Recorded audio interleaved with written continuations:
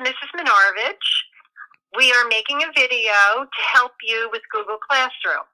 I know all of you are trying your best, so just keep working hard and be patient, and we will succeed. Have a great day. Now, before we do get started, I just want to congratulate all of you for logging into Google Classroom successfully. Once you log in, you can stay logged in. In fact, I haven't logged out of my Google Classroom in months. There's no reason to log out, so you can simply stay logged in, and it makes it nice and easy to access at any time on your device. For some reason, if you are not in my classroom already, this plus button, you hit the plus button and you simply get directed to a place where you can enter a class code. You enter the class code in and then it will bring you to my class. If for some reason you lose this page, these dots over here will direct you to the documents that lead you to everything. So here is the Classroom app. You could simply click Classroom and it will direct you back to your classes. Now, for example, if you're in 4i Language Arts, you're going to click 4i Language Arts. Here is your stream. This is where you can communicate with Miss Minarovich. This is where you can see what you have to do for the day. Notice here's where she posted your assignment for April 1st. Okay, you can click this post here and it will direct you to your assignment for the day. Now, if you completed Miss Minarich's post today, I noticed that many of you turned it in. You actually do not need to select turn it in. If you do, that's fine. If you don't, that's okay as well. So here it says April 1st Google Forms. You click on the forms, which is the link she gave you, and this computer is going a little bit slow, but you have space to enter in your answer. But I notice here it says read pages 340 to 341. Many of you might be wondering, where do you access that? There's many places you can access that at. Now you will see that in the post, there's also the story that you need to be using for the forms. So you can click on the story. My recommendation to many of you is have the story open and the forms in both tabs. That way it's very easy to go back and forth to one another. Now, let's say if you couldn't find that for some reason, you're struggling. Let's think about other spots where it could be in. Some of you were going to the Lyndhurst School website and going on the link Mr. Stremolo posted. Once you go into Miss Minarich's folder, you will see the document as well. But if you go up here, not to the stream, but to your classwork, you're going to see folders on the side.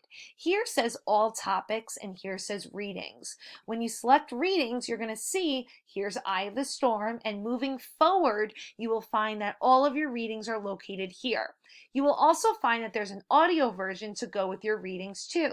So if you would like to listen to Miss Lott reading the story, you are welcome to listen to it as well.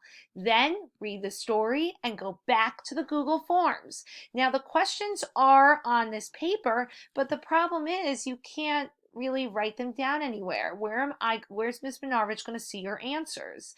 That's why you need to fill out the Google Forms. Once you press submit, then that shows Miss Minarovich has your answers to those questions. Now, to remind all of you, your stream is where you can access everything. And in fact, you can even communicate with Miss Minarovich or your peers.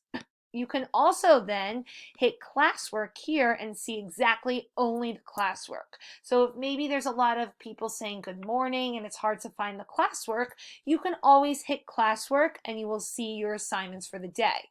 Once you hit classworks, you'll also see here's my readings. So if you're struggling to find the reading, it's also located here. Now, how would you get back to language arts? There's a few different ways. There's buttons over here, these three lines. You can click that and then go to 4i or 4M social studies. You can also hit these dots on this side and go back to classroom as well. All ways will work.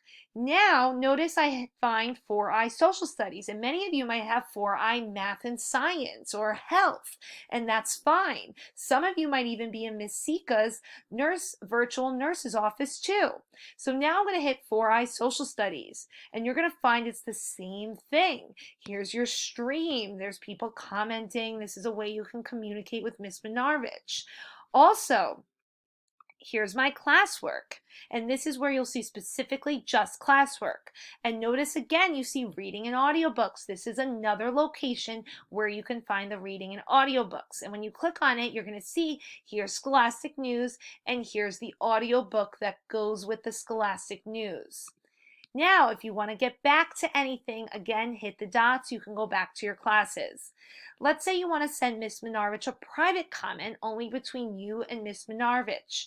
You can click on the assignment, and on the side where you find your name, you can simply hit send Miss Minarovich a private comment, or if you don't mind if others see, you can add a class comment as well. Google Classroom is an excellent way to communicate with your teachers.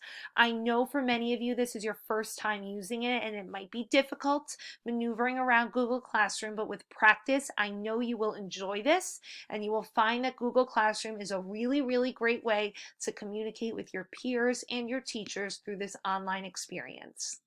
Thank you for listening, and I hope this helps you have a better understanding on how to use Google Classroom.